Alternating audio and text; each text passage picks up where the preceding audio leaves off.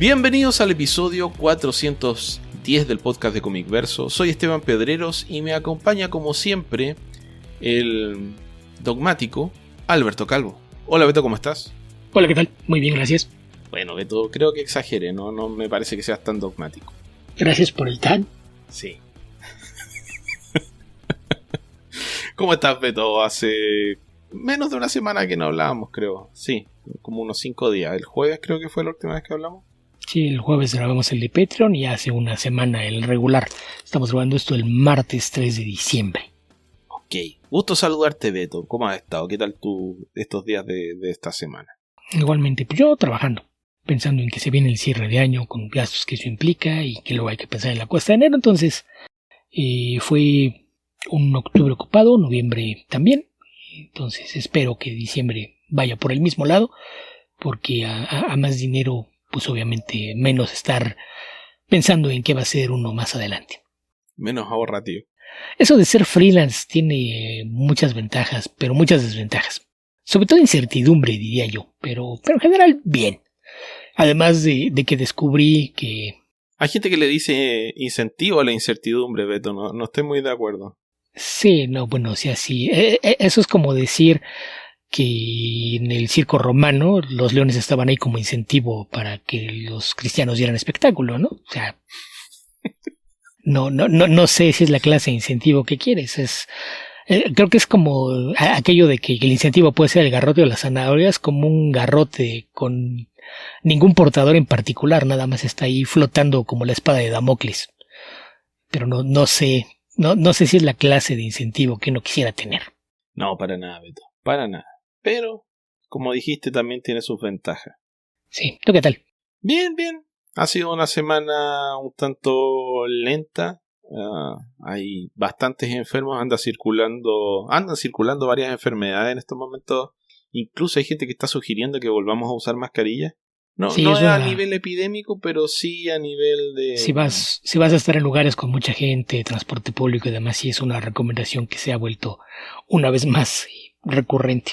Y que además por temporada no me parece mala. Digo, allá en el cono sur tienen el problema de las alergias de primavera, que sabemos que tú eres víctima recurrente de eso. Y en el hemisferio norte, pues es más la que temporada invernal. Soy víctima permanente, Beto. Sí. Ok. ¿Y en el hemisferio norte?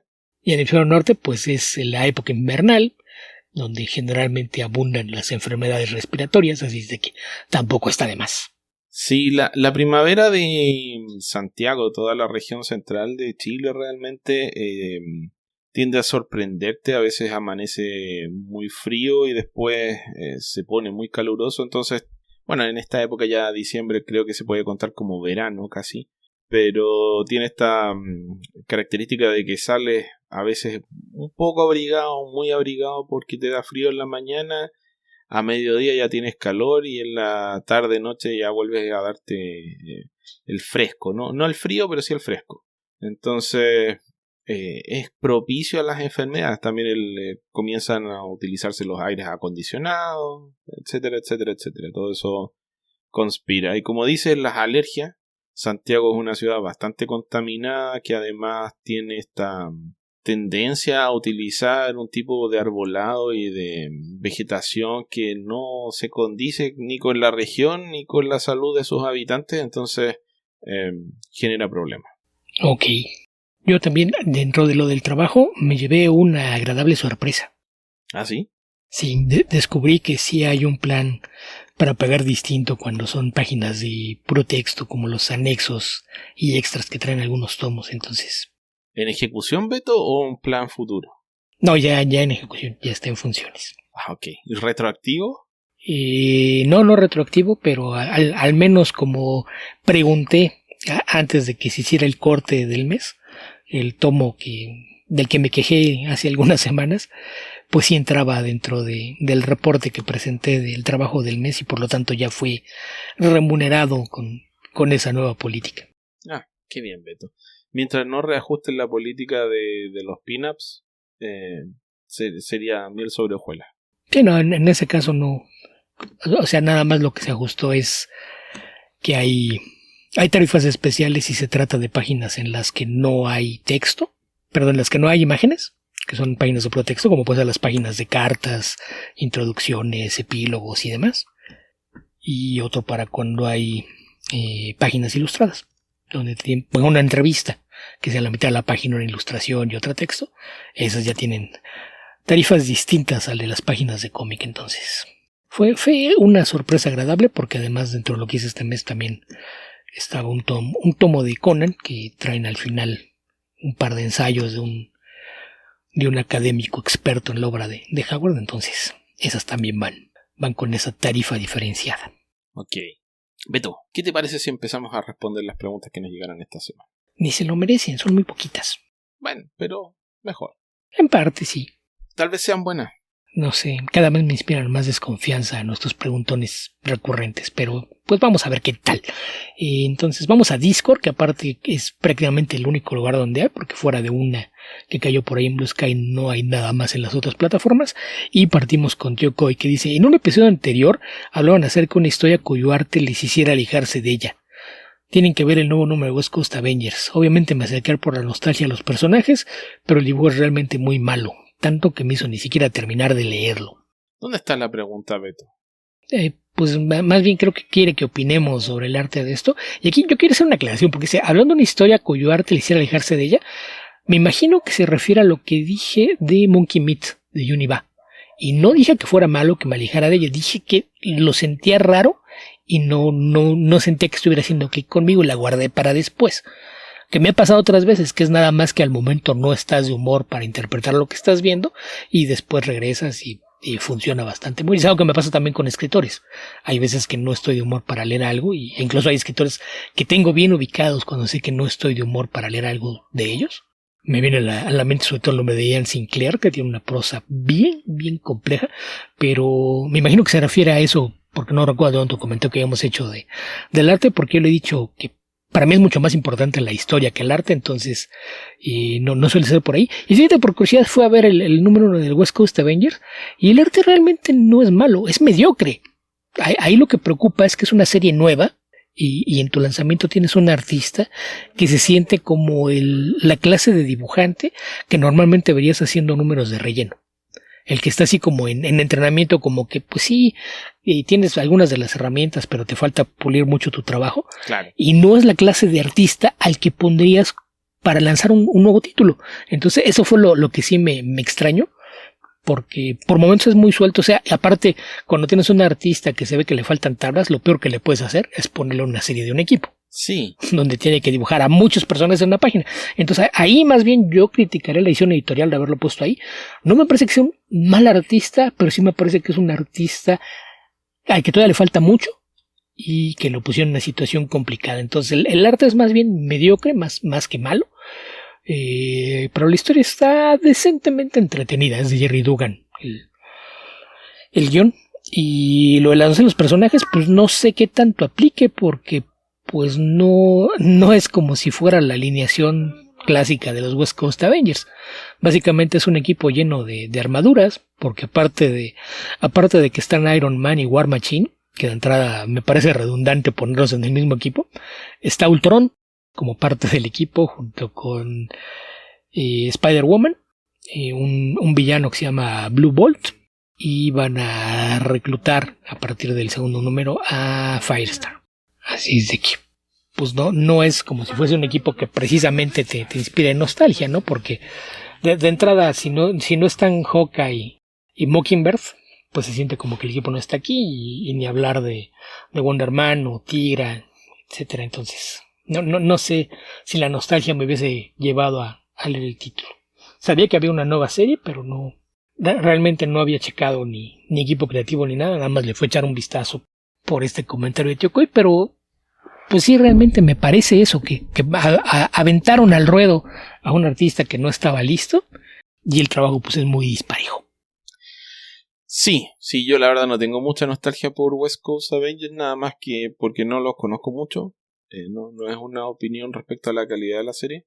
Estoy de acuerdo con todo lo que mencionaste, Beto. No veo mucho caso de insistir sobre el punto, así como al nivel que le causó repulsión a Tío Coy. Me parece un poquito una exageración, pero sí es llamativo que que una serie nueva que se supone que tienen alguna expectativa de que tenga éxito la lancen con un dibujante que no va a llamar mucho la atención o va a generar reacciones adversas. Es curioso, porque no imagino que no haya muchos artistas más a los cuales recurrir, así que eso me causó extrañeza. Pero más que eso no es mucho lo que puedo aportar. Sobre todo cuando ves a profesionales establecidos que constantemente ponen redes de no tengo trabajo alineado para los próximos meses. Sí. Si saben de algo, avísenme o corran la voz con sus editores. Yo imagino que, ¿cómo se llama? No se da el Venn diagram entre lo que quiere pagar Marvel y lo que merecen recibir los artistas. Entonces terminan a veces contratando a gente que esté dispuesta a trabajar por menos. Pero ese diagrama de Venn está desalineado desde hace 40 años, Esteban. Desde mediados de los 80 la paga no es justa. Sí, no. Absolutamente, pero creo que hay de repente hay algunos artistas que logran recibir lo que piden, o al menos lo que están dispuestos a aceptar. Y bueno, en la medida que sigan bajando esos estándares, es probable que sigamos teniendo casos como este, donde siguen buscando artistas por ahí, por allá. Yo imagino que si este artista no es muy conocido, yo no lo conozco, es posible que sus muestras hayan sido de mejor calidad que lo que pudo entregar en este cómic. Porque claro, no es lo mismo prepararse por meses para hacer 3, 10 páginas de muestra que tener 30 días para entregar un cómic de 20 páginas. Y lo que te digo, que hay mucha gente que desestima la idea de qué tan difícil es dibujar una serie de un equipo. Y es algo que muchos profesionales sufren con eso. Hace algunas semanas leí una entrevista con Brent Anderson, el co-creador de Astro City, y decía que él en algún momento, cuando le dieron el X-Men God Loves Man Kills, que fue un hitazo en su momento en los años 80 y demás, que le cayó en las manos casi por accidente, porque él era el dibujante en ese entonces de Kaiser. Y dibujaba Kaiser y sentía que con los tiempos de entrega no podía hacer su mejor trabajo en la página. Y cuando le fue a avisar a Louise Simonson que iba a renunciar, Louise Simonson le dijo: ok, pero qué mal que te sientes así con tu trabajo, porque me parece que está muy bien lo que estás haciendo. Además, bueno, ya que me mencionas que quieres dejar Kaiser, quería ver si quería ser el dibujante de Uncanny X-Men, porque ya se va Dave Cockrum, la segunda vez que se iba. Y yo le dije: ¿qué? Te estoy diciendo que no puedo con una serie que tiene un solo personaje, ¿y quieres que vaya a ser los X-Men? ¡No puedo! Cuando un artista de una capacidad probada te dice que prefiere no asumir una serie de un equipo porque eso implica una dificultad de estar poniendo más personajes en la página y tener que tener más cuidado con lo que está haciendo, pues eso te dice por dónde van las cosas. Y sí me parece raro ver a un artista nuevo pues a cargo de dibujar un lanzamiento, un título de equipo, cuando pues es evidente que es algo con lo que no va a poder cumplir de la manera que todo el mundo esperaría, ¿no? Y sí, pues llama la atención, porque más allá de las expectativas o lo que se quiera tener con una serie nueva, pues tú esperarías que por lo menos hubiera un plan de trabajo, ¿no? O que si sabes que es una serie nueva, pues mueves a lo mejor a alguien que esté en otra serie para por lo menos que te eche la mano con los primeros números y ponerle más ojos a la revista, porque sí es bastante inusual. Se siente improvisado. Sí, el artista se llama Danny Kim. Sí. Y yo igual jamás había visto su trabajo, pero insisto, no se ve malo, se ve apresurado. Sí, ok, Beto, pasemos a la siguiente pregunta, creo yo. Porque incluso la narrativa visual es bastante sólida. No es ninguna maravilla, pero no comete errores de artista pinopero o principiante. Tiene mejor narrativa. Tiene mejor narrativa que el Jim Lee actual. Tan fácil como eso. Se entiende lo que está pasando, que es lo básico. Exactamente, que es lo más importante cuando se trata de un artista cuyo trabajo es contar una historia y no hacer pin-ups o portadas. Pero bueno, pasando a la siguiente pregunta, Arturo López dice: ¿qué nos pueden comentar de Tangyard? ¿La recomiendan? Yo solamente te puedo comentar la película. Creo que he leído un par de cómics por ahí, pero hace bastante tiempo. Y eran bien locos. Siempre fueron así nació la serie. Sí. Bueno, la película también es bastante loca. Quizás demasiado para su tiempo. Yo creo que es la clase de cosa que se convirtió en de culto porque en su momento nadie entendía lo que querían hacer. Es algo que incluso mucha gente lo veía como riesgo. ¿Tú recuerdas una serie de televisión que se llamaba Sliders? Sí. ¿Recuerdas la chica que salía ahí, la novia de Chris, no es Chris O'Donnell, es ay, se me olvidó el nombre de este tipo. Jerry. De Jerry O'Connell. La que hace el papel de su novia, Sabrina Lloyd. Uh-huh. Originalmente ella había aceptado el papel. Leyó el guión y aceptó el papel. Y luego vio los diseños. Podría haber que era la detective de Numbers, me parece, ¿no? Ajá, justamente. Yo me fui a algo más cercano a los géneros que tratamos, pensando en que sería más fácil ubicarla, pero sí. Numbers me parece que fue sustancialmente más exitoso que Sliders. Sí, pero no cae en el nicho, entonces no sé realmente qué tanta gente vio Numbers, pero bueno, okay. El caso es que Sabrina aceptó el papel después de leer el guión. Y después de ver los diseños de personajes, dijo, no saben qué, mejor siempre no. Entonces, pues eso te habla un poquito de qué tan inesperado era lo que resultó esa película. Pero el cómic, pues es algo que apareció originalmente con historias cortas en una revista inglesa que se llamaba Deadline, que era en una publicación, no sé cómo escribirla porque realmente no era una antología, era una revista de cómics que incluía algunos artículos, ensayos, entrevistas y cómics. Entonces, pues esto hace que fuera todo un nicho bastante más extraño. El contenido mayormente eran cómics, pero habían un par de ensayos y otras cosas en la revista. Yo llegué a comprar algunos de estos a principios de los 90. Tanger nació ahí a finales de los años 80, no recuerdo si fue en el 88, 89.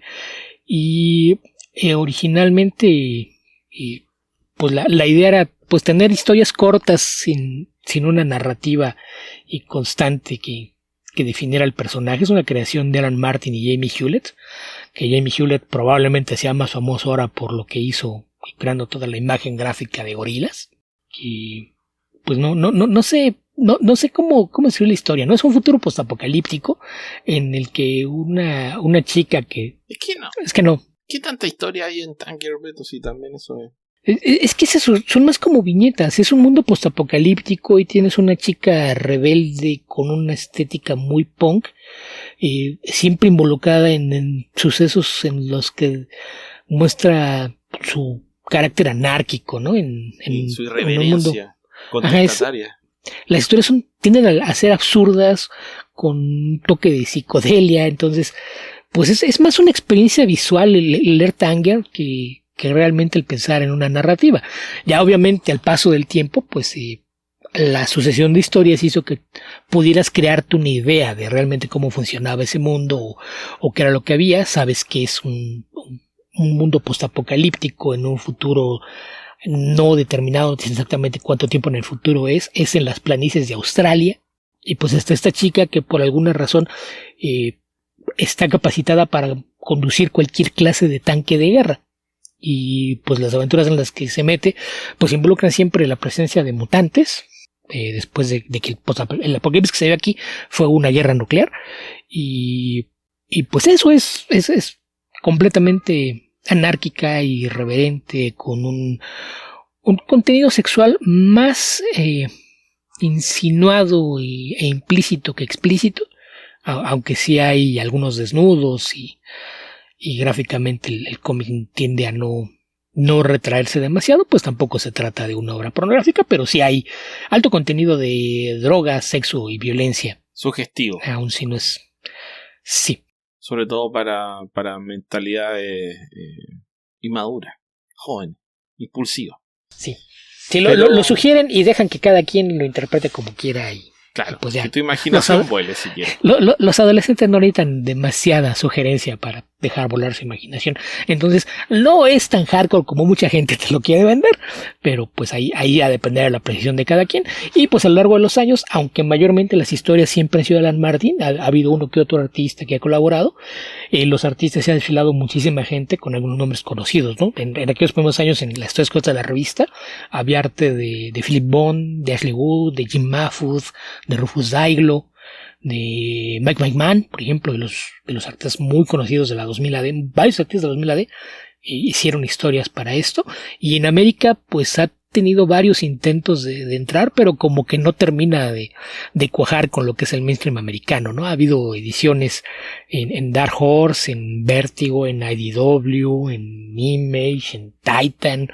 Entonces es un cómic que funciona más bien como de culto justamente por las razones que mencioné, ¿no? El que mayormente la siguen los fans de los artistas que han colaborado en ella y quienes gustan de esta estética punk postapocalíptica que la caracteriza.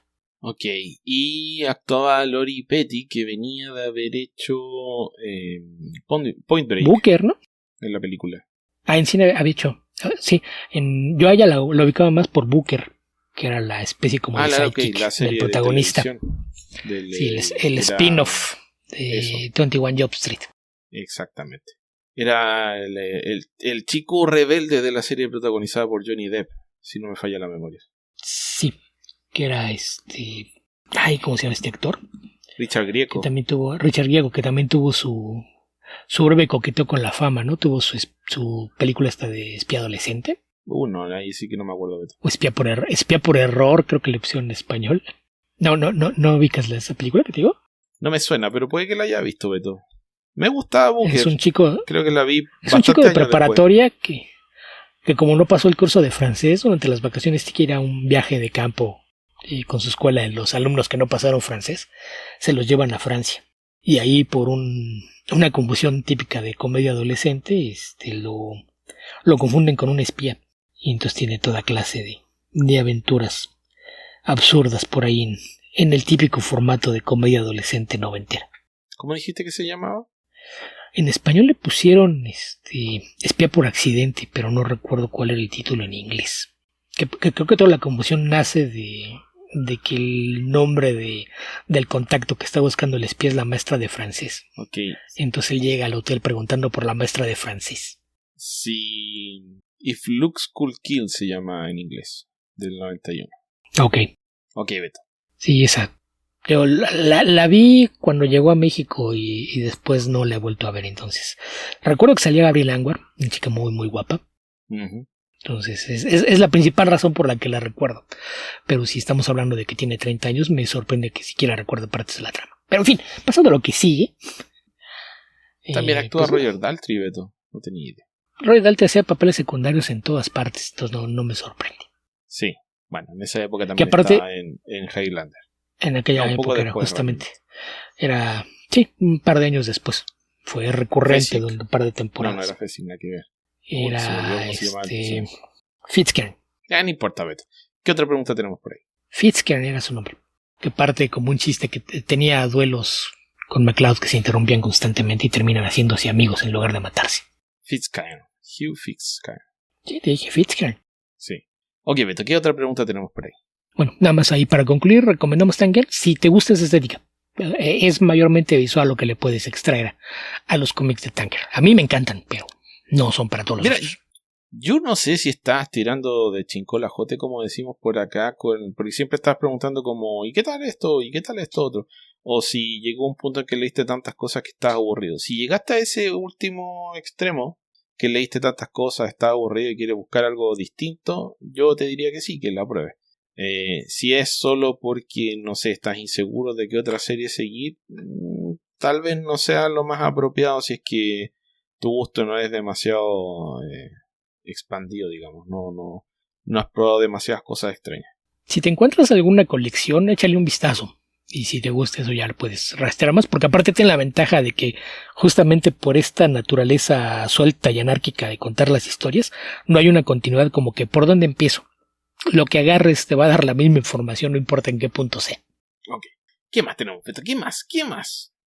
JJ 2049 dice, ¿qué dibujante era mucho de su agrado, pero con el pasar del tiempo su arte les dejó de gustar? En mi caso, pues sí que Romita Jr. Tú ahí le pedías que aclarara un poquito a qué se refería, sobre si era que tú habías cambiado tu valoración de su trabajo o si se refería a la evolución artística del artista, y él dice que es lo segundo. Sí, yo creo que aquí hay que hacer alguna acotación porque no es lo mismo la evolución artística, digamos, de un dibujante que está progresando en su arte, buscándose a sí mismo, interpretando lo que le gusta hacer, bla, bla, bla, versus un artista que ya tiene sus años y por lo tanto su dibujo decae, porque todo el mundo tiene alzas y declives. Entonces no es lo mismo comparar a, no sé, Jim Aparo cuando tenía más de 70 años y estaba dibujando Batman y mucha gente decía, qué malo el dibujo de Jim Aparo, pero bueno, era Jim Aparo a los 70 y tantos. Ya era un artista cansado. Claro. O Carmine Infantino dibujando en los 80. Más que una decadencia, yo creo que en muchos casos, con algunos buenos artistas, más que una decadencia es como que un hartazgo. Como que pierden la pasión por lo que están haciendo y su trabajo se vuelve mecánico. Entonces el dibujo es correcto, pero aburrido. Y también la edad los afecta, o sea, tienen problemas de salud, de vista, de manos, etcétera. Sí, pueden darse muchas cosas. Artrosis, se quedan ciegos, les cuesta ver, les cuesta trabajar por periodos prolongados, etcétera. Entonces, y hay casos en los que no sucede, ¿no? Claro. Que podríamos hablar, por ejemplo, ¿ya viste el dibujo en el que está trabajando Walter Simonson? Justamente, sí. Tiene una cosa gigantesca como de 1.20 por 1 metro. Una escena de batalla en la que está trabajando de pie, pero lo está intentando por partes.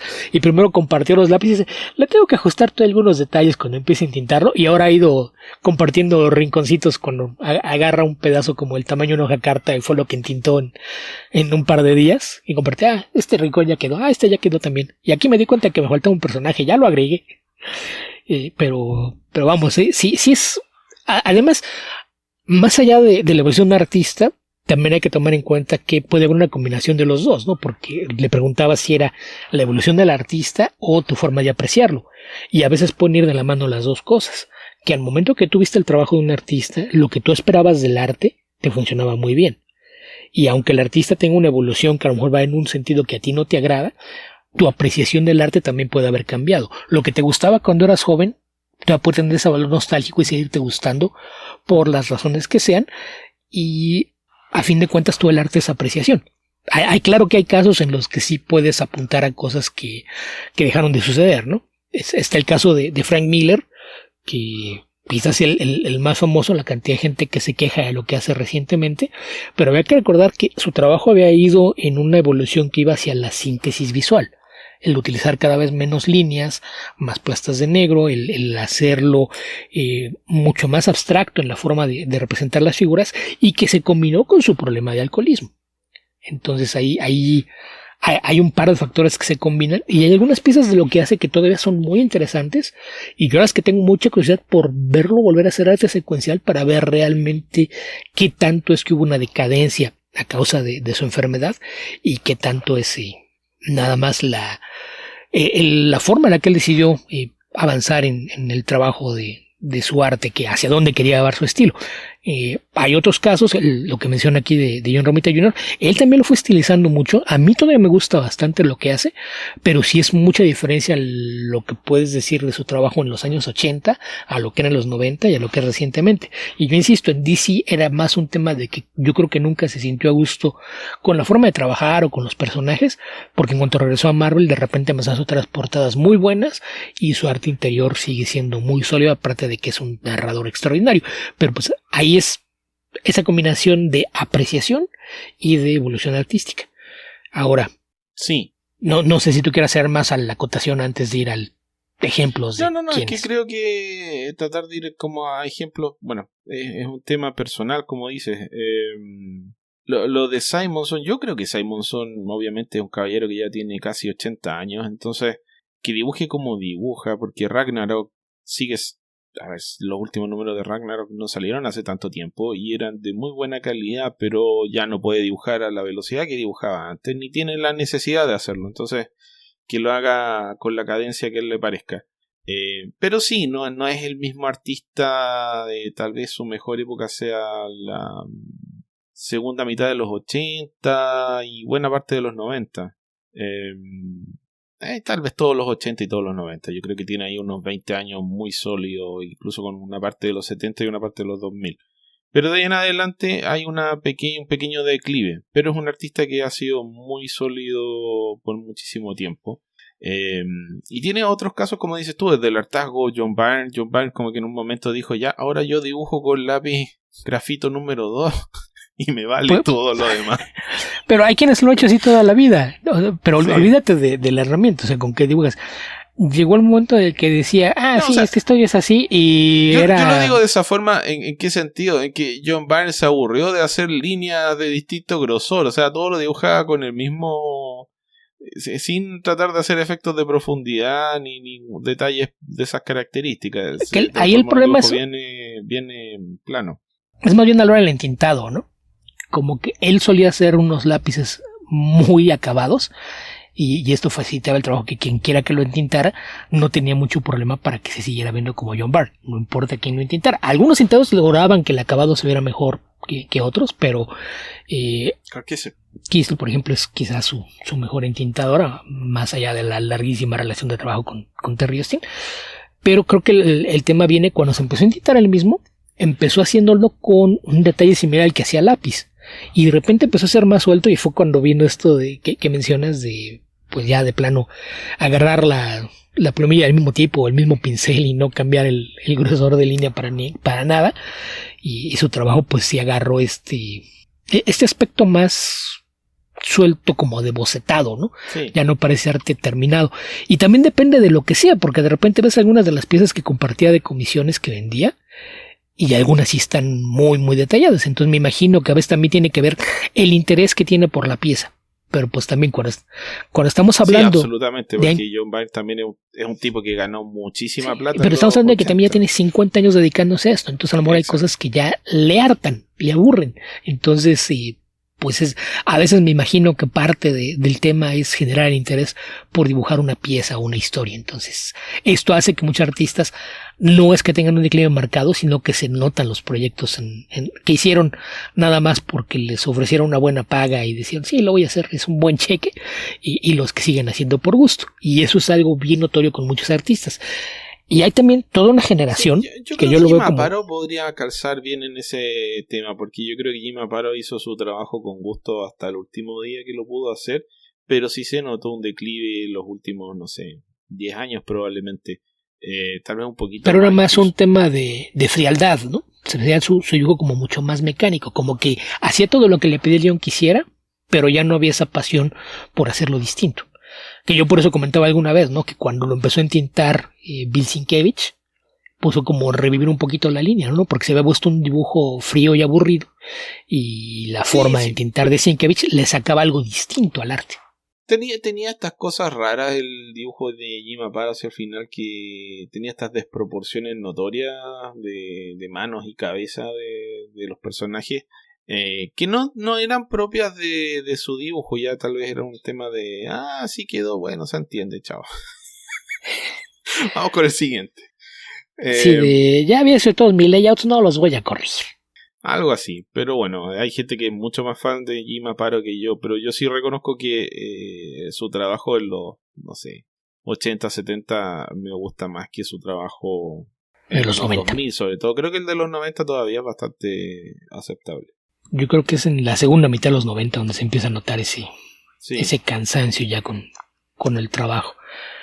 Pero pues en los 2000 pues ya fue realmente muy poco, ¿no? Él falleció que como en 2004, 2005. Sí, justamente. ¿Qué más? No sé. Pero también ahí está el tema, sobre todo los artistas de los que yo llamo la generación Image. Creo que ahí también está el tema del precio de la fama. En el momento que se convirtieron en superestrellas, y estoy hablando particularmente de gente como Marc Silvestri, Jim Lee y Todd McFarlane, creo que ellos fue el momento en el que se convirtieron en superestrellas y había una alta demanda por sus páginas, y de repente se dieron cuenta de que si hacían más pin-ups y páginas con splash y doble spreads y demás, los podían vender mucho más caros, y dejaron de poner atención a la narrativa. Entonces Jim Lee me parece que es el ejemplo perfecto de eso. Jim Lee era un extraordinario narrador gráfico en la segunda mitad de los 80 y los primeros años de los 90, y después de que se van a hacer Image, cuando regresa y empieza a hacer cosas después de lo que hizo con los Wildcats, que es bastante disparejo, pero ahí yo culpo a Mike Choi, que no era un guionista precisamente capaz. Cuando regresa y empieza a trabajar con otros dibujantes, pero con otros escritores, cuando regresa a DC, por ejemplo, empieza a hacer cosas de Batman, te das cuenta de que decidió que pues entre más espectaculares fueron sus páginas, mejor. Iban a tener mejor precio de venta y al diablo narrativa. Entonces yo probablemente lo pondría arriba de esa lista. Es un incentivo perverso demasiado bueno, Beto, porque se venden por varios miles de dólares las páginas de Jim Lee. Decenas de miles de dólares en algunos casos. Ya ves lo que pasó cuando dijo, sí, voy a aceptar 2 commissions y las puso que en $20,000, ¿no? Y se vendieron inmediatamente. Y apareció un millonario por ahí que decidió trolear a todos los fans que estaban ofendidos. ¿Qué? $20,000, no puedo pagar eso. Y fue y le pidió un dibujo de un personaje de serie animada, ¿no? Así como que no lo pueden pagar, miren, yo sí, y miren lo que le voy a pedir para que sufran doble. Sí, justamente. Pero bueno, eso ya son como temas muy exquisitos. Pero, a ver, yendo al punto, dibujantes que progresaron mal. Por ahí alguien menciona a Tony Daniel. Tony Daniel me parece que es un artista que no progresó mucho. A mí al contrario, a mí creo que lo que ha hecho en DC me parece mucho más tolerable que todo lo que hizo en Marvel cuando se convirtió en estrella. A mí nunca me gustó su trabajo en X-Force. Yo creo que su trabajo siempre fue malo y se volvió... se volvió aceptable. Decente. Sí. Pero no sé. Yo incluso leí, creo que 2 números de esta Nocterra que hizo con... o que está haciendo con... Scott Snyder. Con Scott Snyder. Y veo lo mismo que vi hace 20 años con Batman. Entonces no... Sí, no hay una evolución real. No entonces... lo veo mucho mejor. O sea, yo lo que sí le reconozco es que tiene una ética de trabajo muy fuerte, un tipo muy responsable, muy dedicado, etcétera, pero tiene el talento que tiene. Y en su momento DC se lo reconoció cuando lo puso a cargo de Batman después de que se va Morrison. Y después pasa a ser el dibujante escritor de Flash para mi malestar. Pero bueno, DC sí se lo reconoció. O sea, fue un tipo que lo tiraron ahí a los leones a completar Batman RIP. Y lo hizo con sus limitaciones, pero lo hizo, cumplió. Sí, que en el caso de las limitaciones de algunos artistas, hay veces que nunca las superan. Aprenden a lidiar con ellas y minimizarlas, pero hay casos en los que no. Aprenden a por ejemplo, como decía Eduardo Rizzo, que había cosas que no le salían bien y de repente se dio cuenta que si las pintaba de negro no se notaba. Y empezó su romance con el claroscuro, no más bien las tintas negras. Él obviamente exagera porque tiene una capacidad enorme, pero sí está claro el tema de que hay fortaleza y debilidad en todos los dibujantes. Y lo toman a veces a chiste, sobre todo los artistas que utilizan mucho negro. En el documental de Mike Mignola que comentamos en el especial de noviembre, creo que es Jorge Gutiérrez, ¿no? Quien le dice, yo le pregunté, ¿qué era lo que querías hacer aquí? Porque esta imagen del cementerio es espectacular. ¿Cómo decidiste hacer eso con las sombras? Y dice, iba a empezar a dibujar el fondo y después me dio flojera, entonces nada más lo dejé todo en las sombras. Entonces, creo que eso se convirtió en un chiste. Y, por ejemplo, hemos hablado mucho de que tal vez el principal impulsor de utilizar las sombras pesadas y a veces insinuar las cosas en vez de mostrarlas fue Alex Todd. Harry Kurtzman, el creador de la revista Mad, uno de los editores de Easy Comics y también un muy buen artista por derecho propio, decía que él estaba muy decepcionado de lo que había pasado con la carrera de Alex Todd en los 60 y 70. Porque se volvió muy flojo, en lugar de dibujar los fondos nada más los llenaba de negro. Entonces es algo que, pues hasta ver tu interpretación, ¿no? O sea, ¿qué tanto te puede ayudar el de repente cubrir con sombras en lugar de mostrar detalles? Es una decisión estilística, a veces funciona, no siempre, pero los artistas que tienen limitaciones generalmente se nota, y por más que las escondan, si tú sabes que está ahí, la vas a seguir encontrando. Aparte del ejemplo de Tony Daniel, se me ocurren, por ejemplo, J. Scott Campbell y Mark Bagley como 2 ejemplos de eso. Sus limitaciones son las que son, y aunque mejoran otras cosas, las limitaciones siguen ahí. Las esconden. Claramente Mark Silvestri, Beto. Silvestri sí, pero bueno, es que Silvestri realmente nunca fue bueno. Silvestri se convirtió en estrella de rebote, porque era un artista a lo más cumplidor cuando estaba en X-Men, y cuando realmente se convierte en estrella es cuando aparece en escena Jim Lee y Silvestri decide tratar de imitarlo. se convierte en una especie de Jim Lee de segunda, con la enorme ventaja de que lo entintaba Scott Williams. Entonces él hacía una mala copia de Jim Lee que Scott Williams lograba hacer pasar por una copia aceptable de Jim Lee. Y fue cuando se convirtió en estrella. Pero realmente él nunca fue un gran artista. El problema es que cuando se viene la fama y demás, pues se cree que realmente puede hacer las cosas y lo hace sin la asistencia de quien lo había entintado durante tantos años y quedan más en evidencia muchas de las cosas que hace mal. Entonces, sí, por eso digo que la generación Image tal vez sea la que en ese sentido son dentro de los ídolos del medio los que tienen los pies de barro más frágiles. Sí. No sé, no se me ocurren tantos ejemplos que no pueda explicar por cosas como las que dijo Beto, porque sería ya reiterativo decir Rob Liefeld, qué sé yo.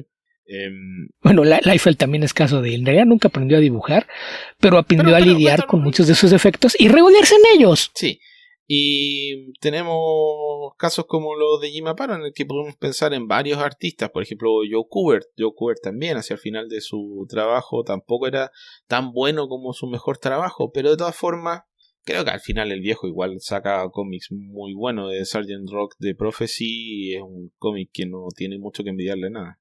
Sí, o sea, lo mismo, ¿no? Empezó a trabajar más lento, a hacer mucho menos. Uh-huh. Pero la calidad, aun si de repente el trazo ya no tenía la calidad del detalle del original, sí seguía siendo bastante buena. Entonces, sí, son distintos casos. Ya ves, hay que pensar por qué se da ese decaer en el trabajo artístico, que no siempre es lo mismo, pero sí es algo que más bien habría que analizar caso por caso. Sí, Infantino probablemente debería investigar más de eso, pero imagino que el caballero necesitaba dinero en los 80 porque realmente ya no podía hacer un gran trabajo y seguía recibiendo encargos, así que creo que era más por necesidad. Y también están los casos de que no, lo último que tuviste no necesariamente es lo último que hicieron, uh-huh. En donde se me ocurrió lo de Herb Trimpe, que mucha gente piensa que lo que estaba haciendo en los 90 era lo que podía hacer, cuando era lo que le pedían hacer. Y son cómics muy feos, pero porque así se los pedían. Le pedían que dibujara como Jim Lee o Robert Liefeld y que exagerara las cosas y le hiciera grande, y eso fue lo que hacía. Pero cuando ves el trabajo que hizo ya en este siglo, en proyectos propios, lo que le publicaron en la página de cómics de David Lloyd, que es es algo de Aces, pero se me olvida el nombre. Pero hacía un cómic de aventuras de un piloto aviador.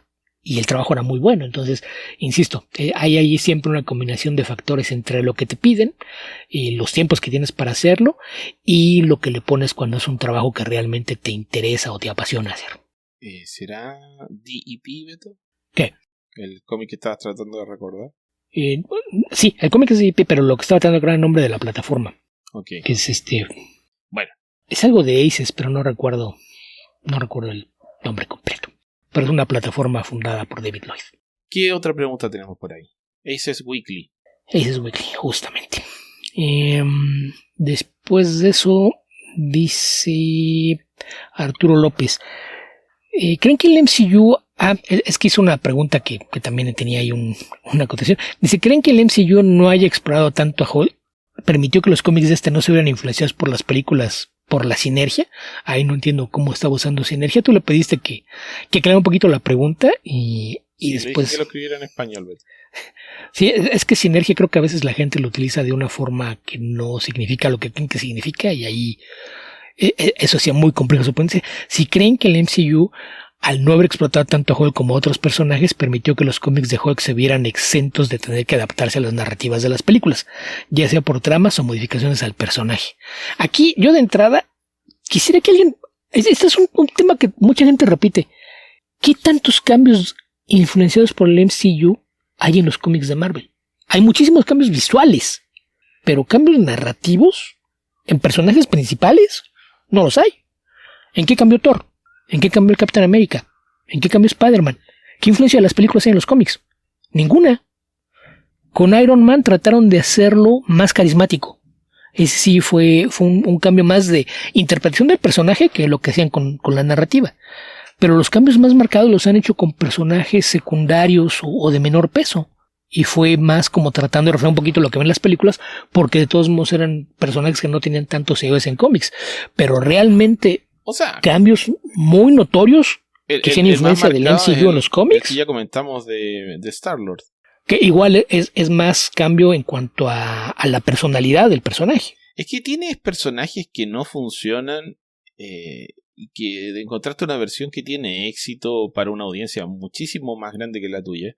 Entonces la idea de no adoptar esa interpretación sería bien extraña. Sí. Realmente no es como que Star-Lord se pierde. Como comentamos, un personaje bien extraño que tuvo una reinterpretación en los 2000 que fue bastante exitosa, pero no lo convirtió en un protagonista, versus una versión del personaje en cine que ha sido parte de una de las franquicias más exitosas en crítica y recaudación. Entonces, ¿cómo no vas a adoptar esa versión del personaje si ha sido tan exitosa con una audiencia mucho más amplia y exigente?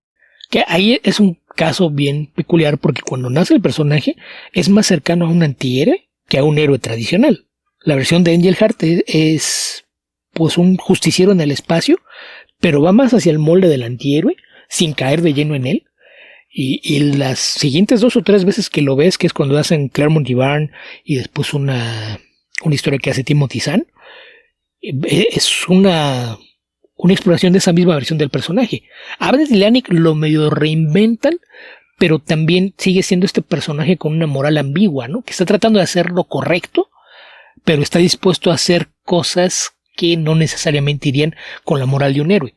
Y eso lo hace funcional dentro de las historias. Sí, pero la versión de... como una especie de una versión más seria de Han Solo, tal vez. Más competente y seria de Han Solo. Algo así. Y Star-Lord es una versión más divertida e inmadura de Han Solo. Sí. Así que tampoco se aleja tanto de la versión de los cómics, la vigente al momento de hacer la película. Sí, es eso, le agregaron humor. Sí. Y el Star-Lord la personalidad original, el de Engelhart, era esotérico, era una cosa extraña, era uno de estos personajes del montón de las historias cósmicas, de estas historias raras también, sí.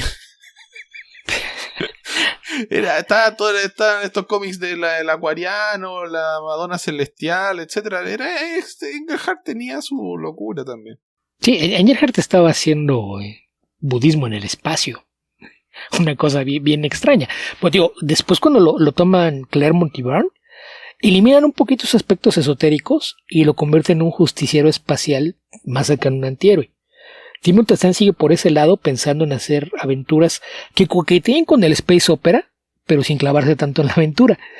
Y cuando toman a Young sí se van un poquito más a la aventura y ahí hacen una mezcla del space opera con las historias de superhéroes, pero él es este personaje con una moral gris respecto a sus métodos, pero que siempre trata de hacer lo correcto. Y la versión moderna es eso mismo, pero con humor. Que el humor sí lo extraen de la versión del MCU, es lo que hizo James Gunn. Pero vamos a lo mismo. Era un personaje al que decirle secundario era hacerle un favor. Pero con personajes principales no se ha dado ese cambio. O sea, ¿qué cosa tiene el Capitán América del MCU que no hayas visto antes en los cómics o que esté ahí desde que aparecieron las películas? Nada. El Thor del MCU igual tiene chispazos de humor. Ese humor no se ha visto reflejado en los cómics. Entonces, creo que ahí sí hay esta pues percepción extraña de que el MCU dicta lo que hacen con las cosas en Marvel, cuando me parece que la influencia es mayormente visual. En cuanto a cambios con los personajes mismos, casi no los ha habido. Y en el caso de Hulk, el hecho de que se le haya tratado como un secundario en el MCU por cuestiones de contratos, porque a fin de cuentas eso, que por cierto, tengo entendido que al parecer ahora sí los derechos ya están otra vez en poder de Marvel y se rumora que podría haber una serie de Hulk, lo cual sería interesante ver qué hacen en todo caso con eso, pero fue una razón de contratos, la razón por la que no hay películas de Hulk dentro del MCU en forma, porque las dos anteriores pues las toman como antecedentes, en particular la segunda sí es así como uno de los prólogos a lo que fue ya el MCU en forma, y pues es justamente los derechos, que si hubiera una película por contratos la tenían que distribuir Universal, y Disney no quería eso, entonces no lo hicieron y lo dejaron como secundario en muchas otras historias, en lugar de darle un proyecto que pusiera los reflectores sobre él. Pero, insisto, no creo que Creo que se le da demasiada importancia a la supuesta influencia del MCU sobre los cómics, cuando en realidad esta se llega a dar más de una forma visual que a nivel de historia, ¿no? Porque fuera de lo de Star-Lord, el otro gran cambio es el haber convertido a Kamala Khan en mutante en vez de inhumano, y porque fuera de eso, lo demás han sido solamente cambios estéticos. Sí, yo creo que si hubiesen podido decidirlo libremente, lo habrían hecho mutante desde el principio. Probablemente. Que habría que recordar que cuando nació el personaje es cuando estaban tratando de no hacer mucho con los mutantes, que también se rumora Están en veda. Que era por el tema de los contratos, ¿no? Que era, pues sí, mantenemos a los títulos vigentes, es algo de nicho, pero tiene un nicho considerable, entonces no hay problema si no hacemos nada muy notorio con ello, pero creaciones nuevas, pues nos vamos a centrar en cosas que giran alrededor de los Avengers, y pensando en que iban a tener una serie de televisión de los Inhumans, probablemente también estaban pensando darles un mayor peso, cosa que estaban haciendo también de forma paralela. O sea, ¿para qué vamos a crear personajes para que después venga Fox y haga las películas ellos? Ajá. Entonces, sí, no me extrañaría que en efecto hubiesen tenido la versión original de Kamala como mutante si no hubiera habido ese entorno, ¿no? Que, pues aparte de que se venía la serie de los Inhumans eran parte de lo que estábamos viendo, por ejemplo, en Agents of S.H.I.E.L.D. Entonces, creo que de ahí vino la decisión de darle este origen relacionado a los inhumanos en lugar de a los mutantes, pero además dentro de la mitología de Carol Danvers y la Captain Marvel o Miss Marvel original, hubiese encajado mucho más que tuviera relación con los mutantes, ¿no? Sí. A ver, pero mira, ¿será esa la razón? Como dice Beto, creo que es hacer la pregunta un poco torcida, tirar la media con chanfla, y no creo realmente que sea ese el punto respecto de los cómics, porque tienes que pensar que hay muchas cosas que pasaron en el cine que no han pasado en los cómics. O sea, Tony Stark sigue activo en los cómics. Entonces, no es exactamente así. Creo que son de estas afirmaciones que de repente lanzan ciertas personas con las que no nos relacionamos mucho en redes sociales, por buenas razones, que no hay que acoger completamente. Youtubers influencers que han leído 10 cómics en su vida, pero se venden como expertos y la gente se los compra. Ojalá fuesen youtuber influencer, Beto. Me estaba refiriendo a otra gente un poco más desagradable, pero bueno. ¿Más que los influencers? Sí. Mira, yo hace tiempo que asumí hay unos que no son si alguien, influencers, pero meten bulla. Los que se creen influencers, pero no lo son. No sé, lo acabo de inventar. No Mira, yo hace mucho que en redes sociales tenía una regla de purgar gente. Si me aparecía alguien que en su descripción se describía como creador de contenido o influencer, era bloqueo inmediato. Si tú creas contenido, eso me dice que no le tienes respeto ni siquiera a lo que haces. Entonces, al diablo contigo. Si a ti no te interesa, ¿por qué debería interesarme a mí? Ok, Beto, no sé si nos queda otra pregunta. Me parece que terminamos las preguntas de Discord. Checamos las de Discord, nada más nos queda la de Blue Sky. Ok. La de Blue Sky la mandó Beto Tron y nos dice: ¿qué historias del nuevo milenio podrían entrar en el Olimpo de los cómics? Porque cuando me preguntan sigo recomendando a Morrison y Miller. Primero habría que saber a qué te refieres con el Olimpo de los cómics, creo yo. Porque justamente, ahí, si dicen Morrison ¿qué es el Olimpo? Miller, ya ok, pero hay otra gente que no son ellos que también debería estar ahí. Pero exactamente, ¿qué es el Olimpo? ¿Un lugar lleno de seres y cosas que alguna vez fueron adorados y después cayeron en el olvido? ¿Por qué querías poner cosas que te gustan ahí? Ok, Beto. Me parece, interpretando la pregunta, que en realidad se refiere más a aquellos cómics que son considerados como prácticamente de lectura obligatoria, entre comillas, recomendaciones que uno le podría hacer a la mayoría de las personas sobre cómics que son buenos, que tal vez por su calidad se destacan notablemente sobre el resto. Eso también ya lo hemos comentado varias veces, ¿no? Cuando nos han preguntado por los mejores cómics de los últimos 10 o 15 años o de las cosas de este siglo, y hemos comentado ahí montones de cosas, ¿no?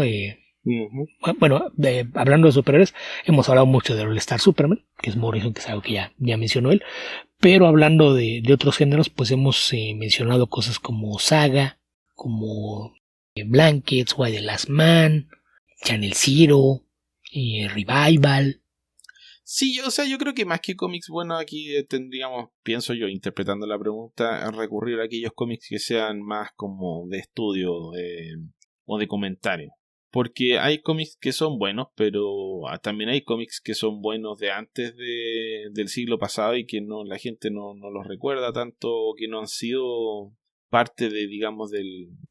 Sí, por eso digo, habría que ver a qué se refiere con lo del Olimpo, porque es algo que es como que te dice, también es como cuando dicen, ¿cuál sería tu Mount Rushmore de historias de cómics? Y ¿por qué querría tener una Defecio que destruyó un entorno natural y dejó lleno de basura? ¿Por qué querría poner cosas ahí? Pues yo ahí pondría, no sé, pues basuras del siglo pasado muy notorias, ¿no? Ahí está Spawn, ahí está Youngblood, qué sé yo. Eso es lo que sería el Mount Rushmore: basura, contaminantes. Entonces, no sé, esa clase de comparaciones. Tratemos de mantenernos dentro de la premisa, dale. Sí, pero ¿cuál es la premisa? Ese es mi punto. ¿Cuál es la premisa? Ok. ¿Qué es para ti el Olimpo? Mira, para mí el Olimpo de los cómics, como logro entender la pregunta, serían aquellos cómics que son destacados, que han sido probablemente objeto de algún grado de estudio académico, que son constantemente recomendados en círculos exteriores al comiquero. Y que generalmente tienden a ser estos como relacionadores públicos del medio. Aquellos cómics que tú extiendes a una persona que dice, no sé nada de cómics, ¿por qué me deberían importar? Y tú le pasas un cómic que esperas así, con todas sus credenciales, que por lo menos le vaya a generar una opinión positiva.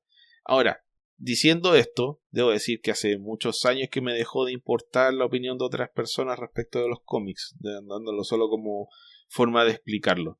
De este siglo, y creo que con la reducida opinión que puedo tener, porque tengo un conocimiento acotado de todo lo que se publica, a mí se me ocurren, creo que los cómics, si tengo que elegir uno de Darwin Cook, va a ser, me encantaría que fuese New Frontier, pero creo que mejor cómic, más transversal, alguno de los cómics de Parker, y de esos creo que The Outfit es el que consigue ser una mejor expresión del medio en general. Creo que Asterios Polyp, a pesar de ser un artista ya con una carrera muy larga, o sea, ni tan larga, pero mucho tiempo en el medio, pero haciendo pequeños proyectos. Asterios Polyp creo que tiene esa característica, más allá de que te guste o no te guste la historia, de ser una exploración de las capacidades del medio para narrar una historia, no solamente a través de palabras y dibujos, sino que también de conceptos, de tratar de expresar esos conceptos de manera gráfica, y creo que lo hace de una manera que es suficientemente interesante como para que valga la pena que esté ahí en un listado de recomendaciones. ¿Qué más? Mira, bajo esa descripción que diste, yo de entrada descalifico cualquier cómic de superhéroes. No hay uno solo que merezca estar ahí. Yo pondría All Star Superman, Beto. No lo sé, en sí mismo ya es un estudio de la mitología de Superman, entonces recomendar como objeto de estudio un estudio de algo ya me parece redundante. Yo, entonces, bajo esa premisa, yo incluiría por ahí Blankets y Habibi de Kirk Thompson, la ya mencionada saga de Brian K. Vaughan y Fiona Staples. Incluiría también el Asterios Polyp que ya mencionaste de David Mazzucchelli. My Favorite Thing is Monsters de Mil Farris. Pondría a los Flintstones de Mark Russell también en esa lista. Y Steve Pugh. Y Steve Pugh como artista, sí. ¿Qué más podría encajar ahí? Lumberjanes de Grace Ellie con... Ay, no te puedo ayudar, Beto, no sé qué serie estás hablando. ¿Lumberjanes? ¿No conoces Lumberjanes? ¿Cuánto? ¿Lumberjanes? Ah, ok, sí, perdón, no te entendí cualquier cosa, Beto, la verdad no entendí Lumberjanes. Ok. Stevenson. N.D. Stevenson, sí, que ya. Shannon Waters, Grace Ellis, Gus Allen y N.D. Stevenson. Sí, que Shannon Waters se fue después, pero Grace Ellis y N.D. Stevenson se quedaron bastante más tiempo. ¿Qué más podría ser? No sé, hay muchísimo más, pero se me va de la mente en estos momentos. Además que empiezo a dudar de las fechas. Sí, cosas que empezaron en el siglo pasado. Sí, siempre te quedas con lo de cuenta como de este siglo o ya no. Mira, hay un cómic que no es tan famoso y creo que Bond partió en los 90, así que por eso no lo incluyo, pero Razo, Me parece que es un cómic súper interesante que valdría la pena y estudiar también. Sí, yo no mencionaba a Bone justamente porque partió en los años 90 y terminó ya a inicios de este siglo, pero sí. Es mucho menos conocido, pero es súper interesante. Ok, creo que con eso hay unos cuantos que podrías agregar. Y por supuesto que hay muchos más que también podríamos incluir, pero como dije ahora no se me vienen a la cabeza tantos nombres, digamos, en esa categoría. Según yo, Persepolis sí es ya de este siglo. Creo que sí. Creo que también la incluiría. Justo del 2000, Beto, así que creo que cae en el ciclo anterior. Ok. Jimmy Corrigan, The Smartest Kid on Earth. Creo que sí es completamente de este siglo. Uno que creo que también incluiría sería Lock and Key, de Joe Hill y Gabriel Rodríguez. Salió entre el 95 y el 2000. Jimmy Corrigan. Sí, Lock and Key, sí. Con un dibujo extraordinario. Cada vez mejor de Gabriel Rodríguez. Usagi Yojimbo tiene más de la mitad de su publicación de este lado. Sí, aunque la mayoría de los cómics más recomendados de Usagi Yojimbo son de los 80. No, ¿qué te pasa? Pero no es como que haya caído la calidad, pero sí, no sé, cuando hablas de Grasscutter es de qué año, ¿del 83? Grasscutter, no hombre, Grasscutter es del 96 o 97. 96, wow, andaba muy perdido. Ya es en Dark Horse, y que aparte es la primera historia larga de Usagi. Dentro del tema de revolucionarios hay un par que creo que igual no se les reconoce el peso que tiene dentro de la fantasía, que uno sería Fables, de Bill Willingham con Mark Buckingham y algunos otros artistas, y el otro sería The Unwritten, de Mike Carey con Peter Gross. También habría que mencionar que generalmente no los dejamos fuera en ninguna lista de recomendaciones, y casi todos los títulos de autor de Ed Brubaker y Sean Phillips, al menos Criminal, Fatal y Reckless, creo que son 3 cosas que yo pondría también en esa lista. Yo pondría Criminal, si tengo que elegir entre todo eso. Phonogram y Wicked and the Divine, de Kieron Gillen y Jim McKelvey. Sí. Y pues de momento es lo que me acuerdo. Seguramente nos vamos a acordar después de cosas que íbamos debí haber mencionado esto, pero creo que ya agregamos bastante esa lista. Sí. Sí, de superhéroes igual hay cosas muy buenas, pero no sé si al nivel, digamos... Bajo la restricción que tú pusiste en tu descripción, ya nada se lo merece. Al nivel refundacional que tienen, por ejemplo, Born Again y Year One, no sé. Si permitimos cierta permisibilidad de que haya trabajos derivativos, yo estaré dispuesto a permitir que ingrese tanto el All Star Superman como los primeros 2 años de Miss Marvel, el Hawkeye de Matt Fraction y David Aja. ¿Qué tal el relanzamiento de los X-Men de Hickman, Beto? Las 2 miniseries. Las 2 miniseries podrían ser. Ya el extenderlo al resto a la hora de Krakoa sería estirarlo demasiado, pero sí, las 2 miniseries probablemente sí. No, yo creo que Marvel diluyó algo que venía muy bien, pero esas 2 miniseries son muy buenas.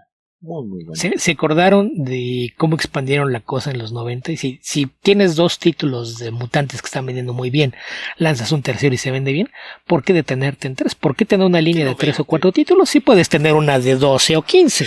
¿Por qué no 20 o sea, mejor? Es un negocio. Sí, obvio. Entonces, eso es parte de lo que a veces hace que yo sienta que hay que limitar algunas de las cosas. También, otro que según yo sí es todo de este siglo, Why the Last Man. Ok. Y dependiendo cómo cierre, estaré dispuesto a darle el beneficio de la duda a Lazarus. Mira, yo creo que uno que está por salir la tercera serie. A pesar de que no le dio lo último que salió, pero lo encontré muy bueno casi de principio a fin, excepto que el dibujo probablemente a mucha gente no le va a gustar, es Mind Management, de Matt Kindt. Sí, creo que ese también valdría la pena mencionarlo. Sí, y hay más cosas, por supuesto que hay más cosas, pero bueno. Creo que con eso terminamos con las preguntas, Beto. ¿Qué te parece si pasamos a comentar algunas cosas?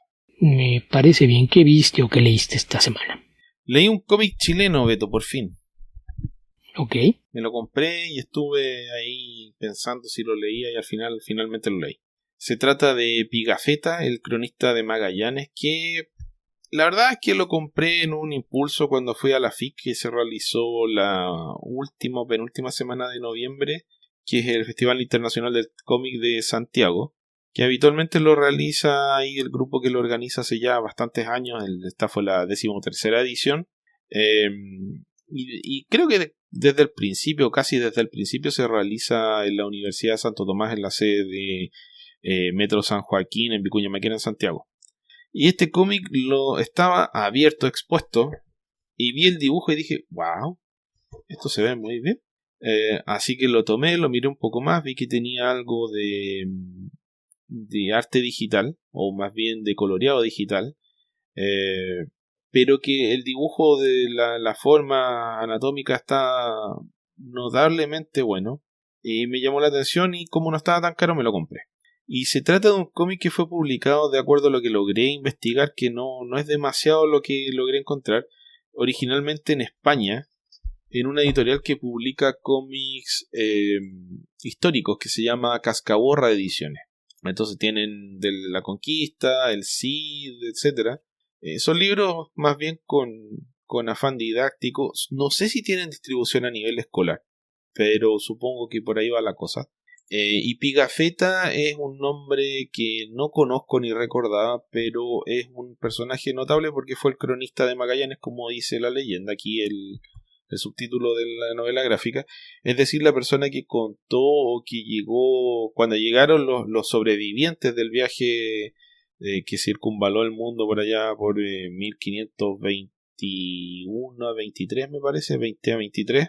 Es uno de los sobrevivientes, que es un italiano que escribió lo que él presenció, lo que él atestiguó durante este viaje de 3 años, y que sirve como la base de lo que se conoce históricamente del viaje de Magallanes y del acontecido viaje de Magallanes, tratando de encontrar un nuevo paso hacia las Islas de las Especias, a través del ya conocido Estrecho de Magallanes, ubicado en el extremo sur de Chile. El cómic está escrito por Francisco Green y dibujado por Cristian Montes, que también lo encontré como Cristian Montes Lynch. No los conozco como escritor y dibujante de cómics. Francisco Green, encontré su LinkedIn y señala que principalmente es un escritor audiovisual, documentalista, y que ha participado en varios programas de televisión que no conozco, para ser honesto.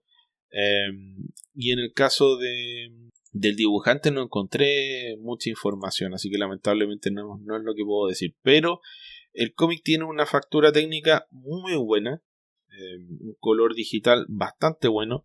Creo que por ahí hay, no sé, algunas soluciones gráficas para algunos elementos de la historia que a mí no me gustaron tanto, pero se ven bien. Y tiene que ver con mi ¿Pedantería? Sí, mi pedantería y mi poco agrado por la inserción de fondos digitales, pero a pesar de que aquí están trabajados para integrarse de mejor manera en el estilo gráfico del cómic, es un recurso que no me gusta mucho, pero que está bien usado. O sea, se ve bien, el cómic tiene un muy buen trabajo, un muy buen aspecto visual, entonces es algo que a otras personas puede que no les genere ningún problema. A mí problema no me generó, pero no me termina de agradar. Prefiero, digamos, algo que se vea un poquito más, que sea obra completa del colorista. No sé cómo describirlo bien. Creo que es un tema, una maña mía, una fijación que no me gusta del todo, pero bueno, no es la parte importante de la historia. El cómic trata de hacer, creo que algo así como 60 páginas, una reducción de esta historia de 3 años, donde pasa por los hitos más importantes del viaje de Magallanes, la muerte de Magallanes, y el viaje que finalmente termina bajo la capitanía de Sebastián Elcano. Entonces es una historia muy bien hecha, muy bien escrita. Tiene los diálogos precisos, el arte es el que se luce más acá, y a pesar de ser un libro, o sea, un cómic con un afán histórico, no te trata de llenar de datos de una manera que pueda ser tediosa la lectura, sino que trata un poco de traspasar tal vez lo que serían las motivaciones de las personas de aquella época. Por un lado la económica, por otro lado la sed de aventura, la sed de conocimiento. El mundo estaba creciendo en esa época, que es algo que dejamos de experimentar hace décadas, siglos, y por lo tanto el mundo ya es, al ser conocido, entre comillas, deja de tener deja de generar esa atracción para muchas personas. Así que es una edición chilena de este cómic. Como dije, el cómic original es de Cascaborra Ediciones, pero la que tengo yo es la publicación que hizo Arcano Cuarto, que la lanzó este mismo año. Por ahí, por mitad de año, hizo un evento en el que hizo el lanzamiento del cómic, del cual me enteré ahora buscando información sobre la novela gráfica, pero que no supe en su momento. Así que si lo ven por ahí, les interesa este tipo de historias, yo se las recomiendo. La verdad es que está bien bonita la edición, no es muy cara para lo que son los cómics ahora. Esto debe costar, no recuerdo bien, pero me parece que costó algo así como 15.000 pesos, que serían unos $18 para un cómic a todo color, en tapa dura, con muy buen papel, grueso, de buena calidad. Así que yo por lo menos se los recomiendo. Una especie de cuché mate de alto gramaje que se ve muy bien. Sí, mira, busqué acá en México y la forma más fácil de conseguirlo por acá es buscarlo en Buscalibre. Así que es un tomo de pasta dura de 84 páginas y tiene un costo de 432 pesos con 55 centavos. Que sería algo así como unos 22, 23 dólares. Envío incluido. Ok. No suena tan caro, la verdad. Y probablemente por ahí se encuentre en alguna oferta en algún momento. No, esto es una oferta. Okay. Tiene 50% de descuento. Entonces, este es el momento. No, es que ese sitio generalmente es eso. Son cosas sí, que tienen algún precio generalmente por debajo de mercado y con los envíos gratis. Entonces, sí, cuando son cosas que no son de aquí, tiende a ser la mejor opción. Como quieres buscar cómics españoles o de Sudamérica. ¿Qué edición es la que se vende allá en México, Beto? No se vende acá en México. Dice país de origen Chile. O sea, te la traen desde Chile. Ok, la versión de Arcano Cuarto. Es la de Arcano Cuarto, sí. Ok. ¿Qué más, Beto? ¿Qué más? ¿Qué quieres comentar tú? Pues justamente el día que estamos grabando esto, el martes 3, pues anoche, el día de ayer lunes, se estrenó Star Wars Skeleton Crew, la más reciente serie de televisión de Star Wars en Disney Plus. Que pues esta está claramente dirigida a tratar de rescatar la idea de que Star Wars era una narrativa originalmente dirigida a los niños, y creo que es por ahí por donde va la idea. Alguien me acuerdo que lo describía, que era los Goonies conocen Star Wars, y creo que es una descripción bastante acertada, sobre todo considerando el primer episodio. Creo que hay un tema ahí de que el primer episodio es quizás demasiado expositivo. Algunos dicen que demasiado dulce, pero creo que era importante que sentaran el tono de la historia. En el segundo ya vemos un poquito más de desarrollo. La serie está creada por John Watts, director de cine que pues literalmente fue lanzado a la fama por la versión de Spider-Man compartida por Sony y el MCU.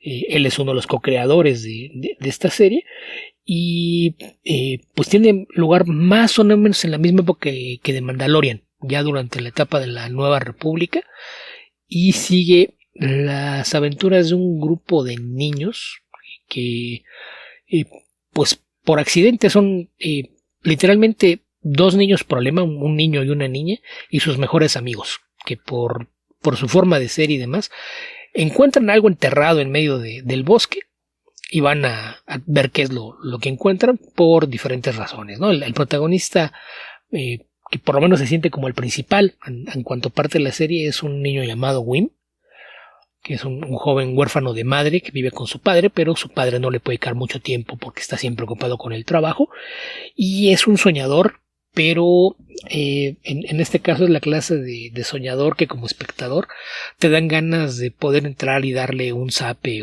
o ver si hay alguna otra forma de quitarle lo sonso, porque es la clase de soñador que está tan averso a la idea de someterse a la realidad que hace cualquier cantidad de tonterías, y es errores suyos lo que terminan por poner al grupo en la situación que los pone.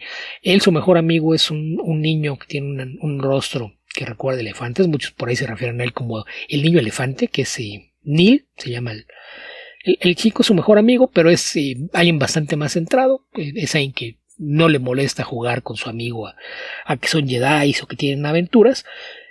Pero pues él sí es más consciente de que tiene que tener cuidado con lo que hace en la escuela, no faltar a sus deberes por el hecho de estar jugando con su amigo y demás. Conocen en la escuela, Wim conoce a Fern, una niña que es hija de una mujer ambiciosa y aparentemente de clase acomodada, que se rehúsa a hacer lo que la sociedad espera de ella. Es una chica más bien rebelde, que tiene un speeder bike y le gusta correrla por las calles. Ella no toma el transporte público para la escuela, sino que va en su propia moto. Al parecer le gusta participar en carreras que no parecen precisamente legales en este planeta. Y después de que acaban en la oficina del director castigados Fern y Wim, Wim le comenta a su papá cuando llega a regañarlo porque no se presentó un examen, justamente porque se prende el bosque cuando encontró algo enterrado. Él dice que cree que lo que encontró enterrado es un templo Jedi. La chica, Fern, lo escucha, y al día siguiente, cuando él intenta regresar con su amigo para ver exactamente qué es lo que está enterrado, pues ya está ahí Fern junto con su buena amiga, quien se refiere como KB, nunca dicen cuál es su nombre, y juntos pues siguen tratando de desenterrar, encuentran los controles de una puerta, la abren, entran a explorar y siguen pensando que es algún edificio abandonado o alguna instalación tecnológica que se quedó enterrada, pero después de un par de cosas que hace Wim, justamente por esta tendencia suya a no pensar en sus acciones, pues descubren primero que es una nave.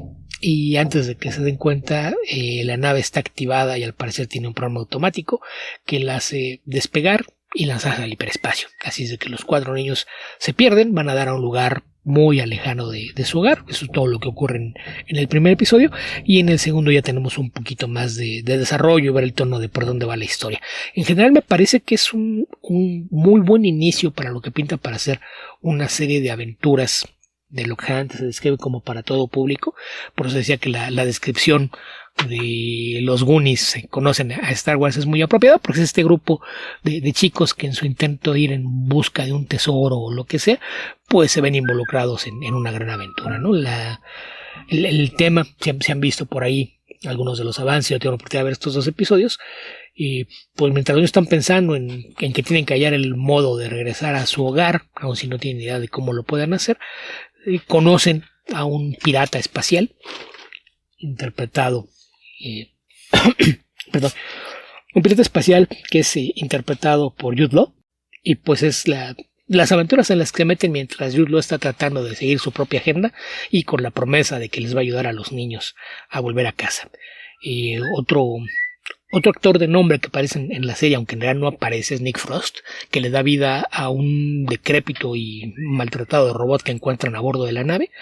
Y la verdad es que partió esto con 2 episodios. A partir de aquí pues va a ser el esquema normal de liberar un episodio por semana. Pero creo que esto puede ser una de esas series que se convierta en una puerta de entrada, a lo mejor para una nueva generación de fans de Star Wars. Tiene ese airecito de aventura que recuerda mucho a las películas de Lamb, las producciones de Steven Spielberg en los años 80 y quizá a principios de los 90, esas películas de aventuras de las que, aunque no es de Amblin, los Goonies eran el molde.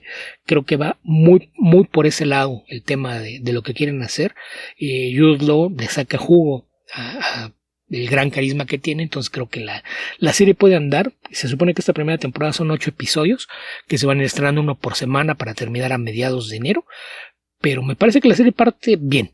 Creo que es la clase de cosas que está hecha de una forma que le va a molestar a los sospechosos de siempre, porque están haciendo una historia de Star Wars para niños, que es como deberían ser todas, pero pues ya sabemos que hay gente a la que no le sube el agua a la azotea y tiene algunas ideas bastante extrañas al respecto. Pero me parece que la serie está bien realizada, tiene una noción clara de lo que quiere hacer, y pues más allá de que el primer episodio, que aparte es un poquito más largo y tiene que hacer un poquito de exposición para introducir a los personajes principales, me parece que tomando en cuenta el segundo episodio, creo que la serie puede andar y tener algunos elementos a su favor para convertirse en un éxito para Marvel, además de que alguien decía que tiene a su favor lo que al parecer se ha convertido en la regla de oro para cómo le va a los proyectos de Star Wars, ¿no?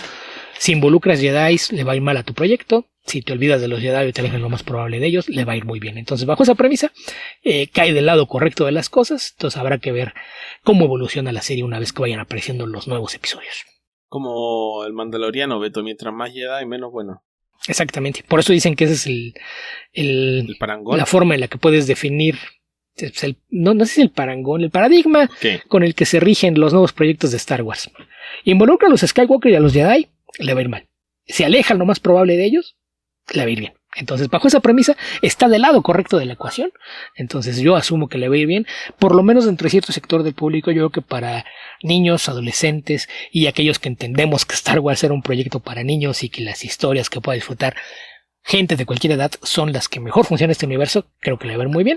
Total, si no les gustan las cosas que tienen este airecito de ser inclusivos y que lo pueda ver una familia entera, espérense unos meses, ya se viene la segunda temporada de Andor.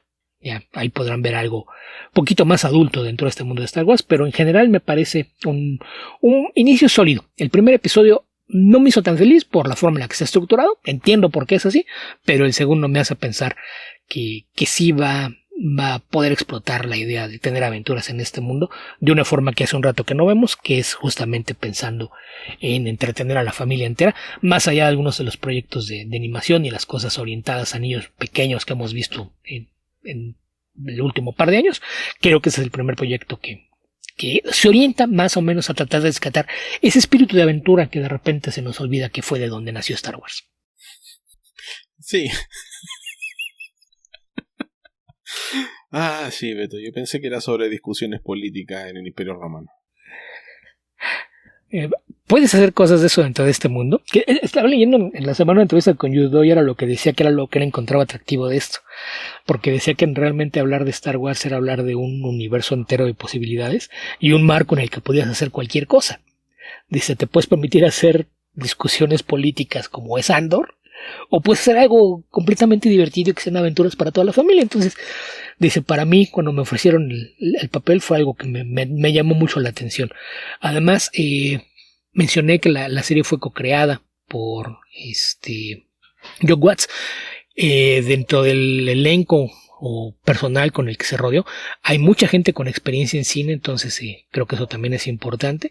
El primer episodio lo dirige Jon Watts, el segundo y el tercero son dirigidos por David Lowery, que es un director de cine aclamado, talentosísimo. Aquí creo que comentamos un poquito de Green Knight, pero es también el director del remake de Peter's Dragon y A Ghost Story. Es un director que a mí me gusta mucho su trabajo, y como mencioné, me gustó mucho más el segundo episodio de la serie.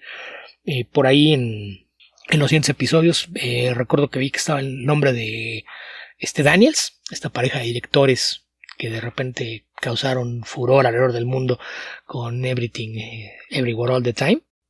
Está también por ahí Everything, Everywhere, All at Once. All at Once, perdón.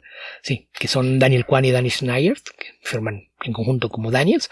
Está también por ahí, estaba en la lista Bryce Dallas Howard, que ya dirigió también por ahí un par de episodios de The Mandalorian.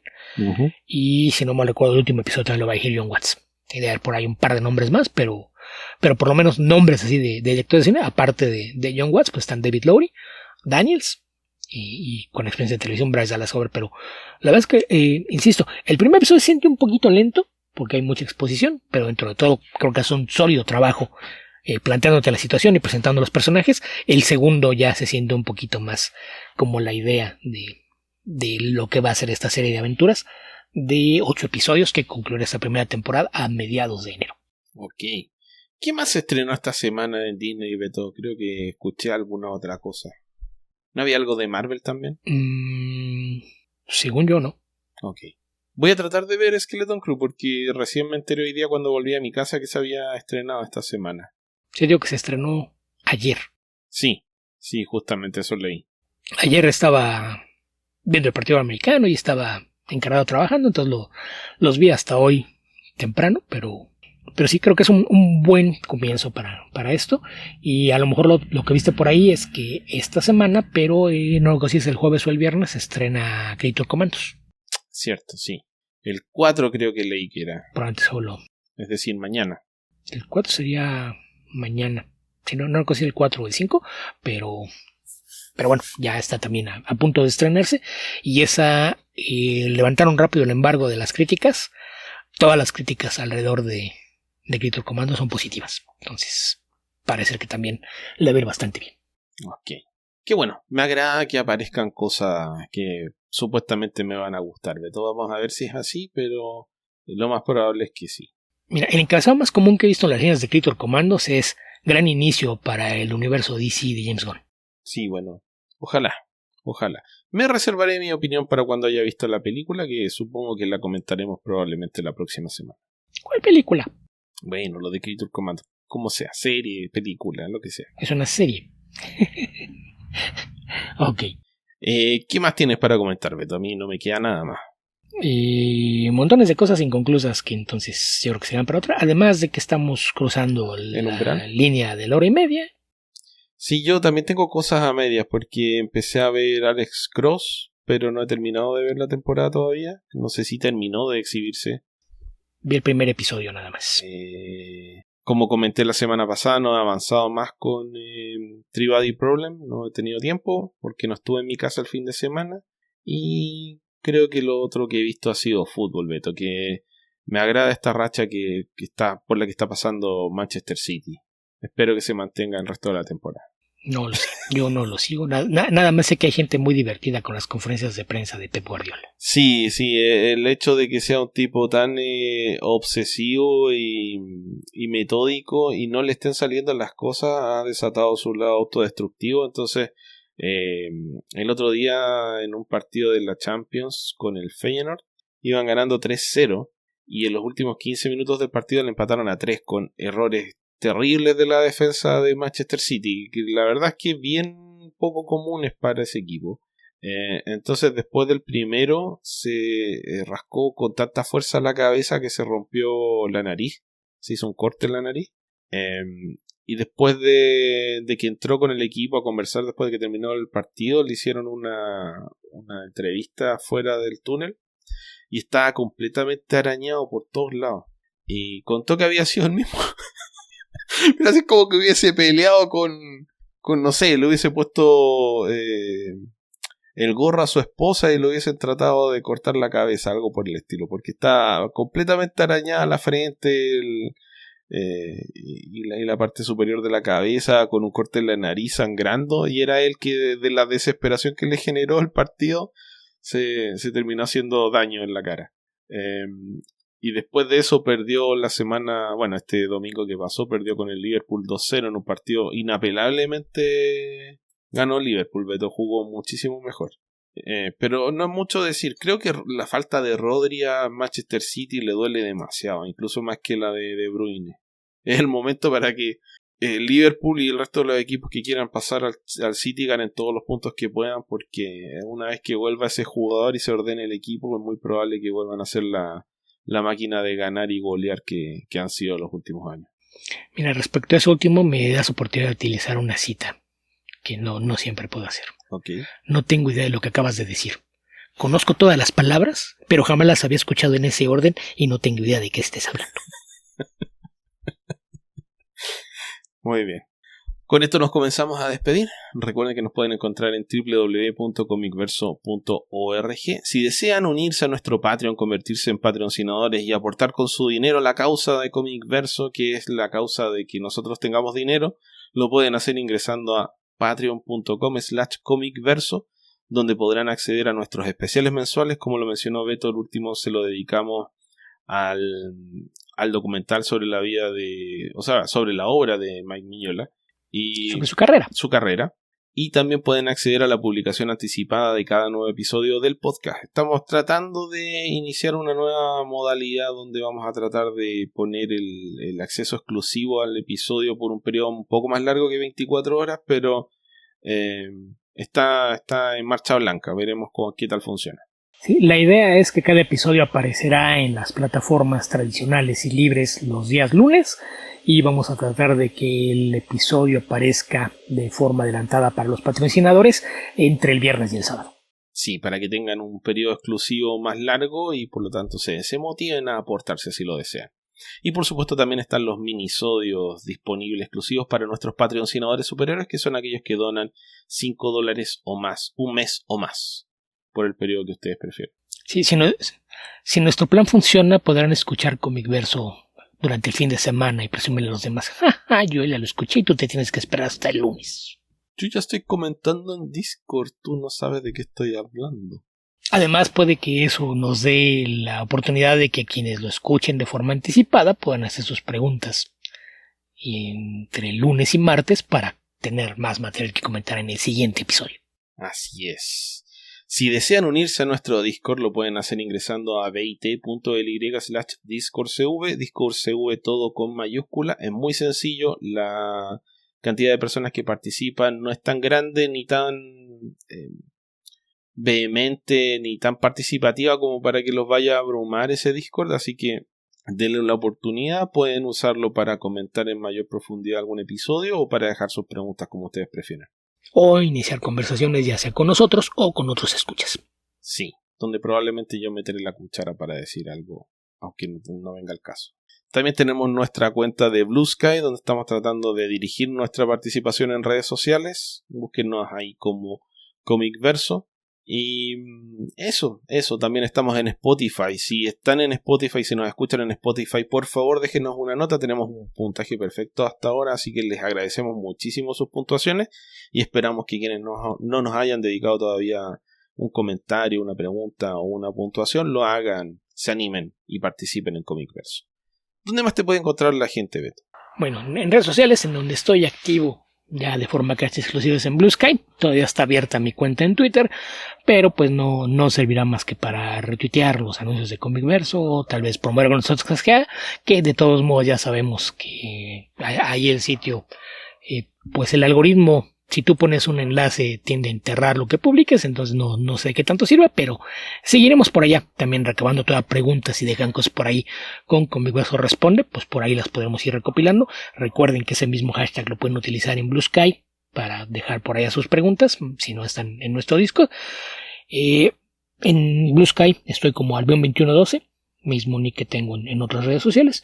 Y aparte de eso tengo un blog que está en hogueralasnecesidades.blogspot.com, una página de Patreon que está en en patreon.com/guiaficcionauta, guiaficcionauta todo de corrido y con X, y acabo de revivir lo que era mi lista de correos, que el texto con el que revives justamente algunos consejos y comentarios acerca de por qué conviene migrarse a Blue Sky y qué hay que hacer si llegas ahí desde Twitter. Cómo poder iniciar tu experiencia en esta nueva red social de una mejor manera.